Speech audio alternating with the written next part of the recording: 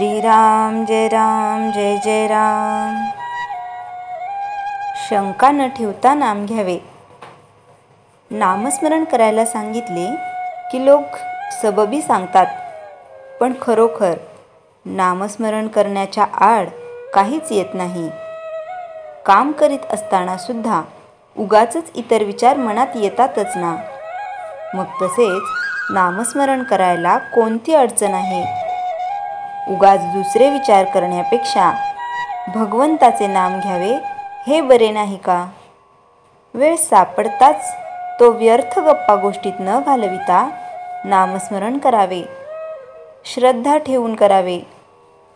2 प्रवासी पायी जात होते। त्यांना भूक लागली। जाताना एक आंबराई लागली। त्यांनी मालकाला विचारले, आंबे घेऊ का? मालक म्हणाला, 15 मिनिटात जितके आंबे खाता येतील तितके खा। दोघांपैकी एक होता, तो मालकाजवळ चौकशी करू लागला। या शेताला पट्टी किती, मालक कोण वगैरे पुष्कळ विचारपूस करू लागला। दुसरा मात्र भराभर आंबे खाऊ लागला। इतक्यात 15 मिनिट झाली। मालकाने सांगितले, वेळ संपली, आता तुम्ही जा। एकाचे पोट भरले, दुसरा मात्र उपाशी राहिला।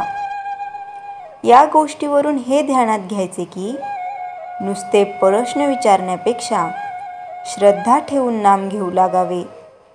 नामाचा अर्थ आपल्याला जरी कळला नाही तरी तो भगवंताला कळतो।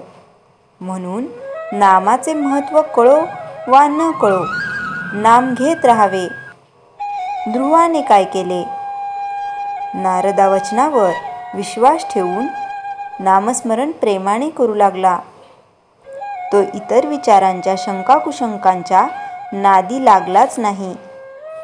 एक तत्व नाम हेच त्याने धरले, म्हणून त्याला नारायण प्रसन्न झाला। संत निस्वार्थी असतात, ते तळमळीने सांगतात, त्यावर आपण श्रद्धा ठेवावी आणि नाम घ्यायला सुरुवात करावी आणि अखंड नामातच राहावे। नाम किती दिवस घेत राहावे? नाम सोडावेसे वाटत नाही तोपर्यंत ते घ्यावे। नामात रंगून जाईपर्यंत नाम घ्यावे। नामस्मरणात रंगला की नाम सुटणारच नाही। भगवंताचे नाम हेच श्रेष्ठ आहे। त्या नामात रंगेल तोच खरा।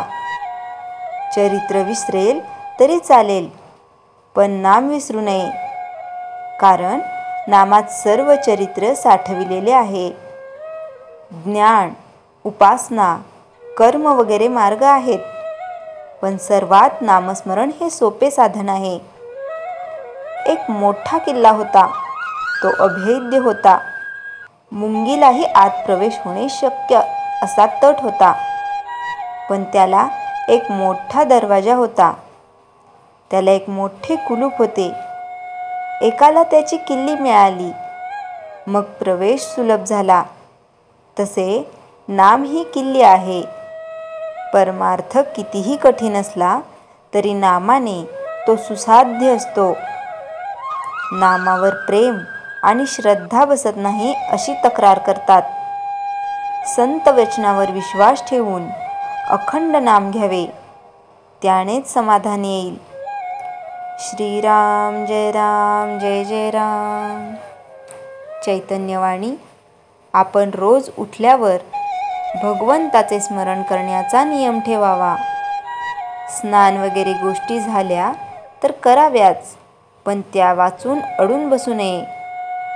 श्रीराम जय राम जय जय राम।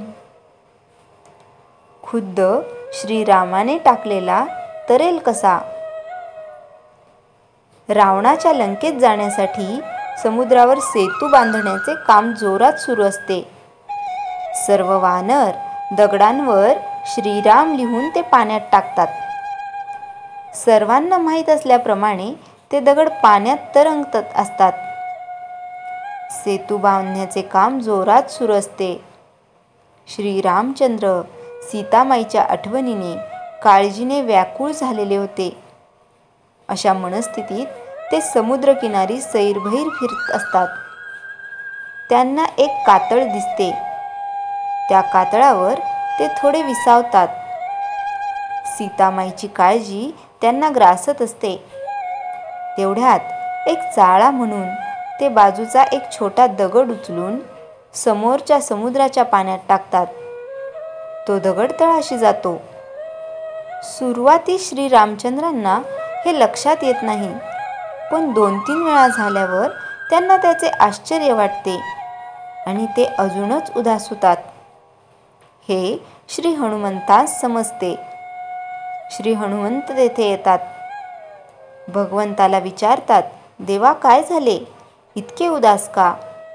श्रीराम त्याला म्हणतात, अरे हनुमाना, माझे नाव लिहिलेले दगड पाण्यावर तरत आहेत, तरंगत आहेत. पण हे बघ, मी स्वतः टाकलेला एकही दगड पाण्यावर तरंगत नाही. काय रे हे असे का? श्री हनुमान स्मित हास्य करतात आणि श्रीरामचंद्रांना म्हणतात, देवा बरोबरच आहे. खुद्द श्रीरामाने टाकलेला तरेल कसा? मग तो दगड का असेना? एक वेळ येते, प्रत्येकाच्या आयुष्यात हमखास एकदा तरी येतेच, जेव्हा आपले कर्तेपण खरे नव्हे ही जाणीव त्याला आतून होते. तो क्षण असतो. त्या क्षणाची कास धरायची असते. असे बरेच प्रसंग येतात जेव्हा मन हतबल होते. चहूकडून त्याची निराशा झालेली असते.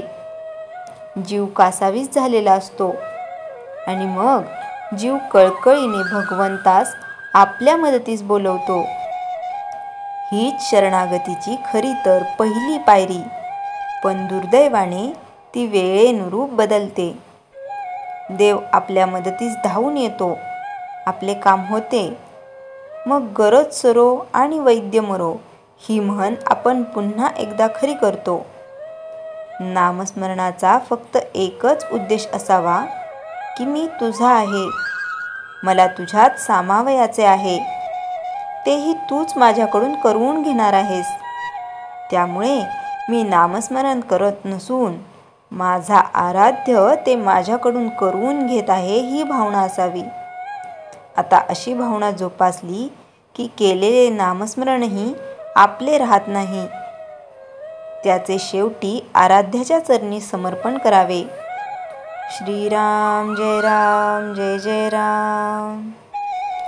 जयाच्या जनी जन्मनामार्थ झाला, जयाने सदा वासनामात केला. जयाच्या मुखी सर्वदा नाम कीर्ती, नमस्कार त्या ब्रह्मचैतन्य मूर्ती. श्रीराम जय राम जय जय राम.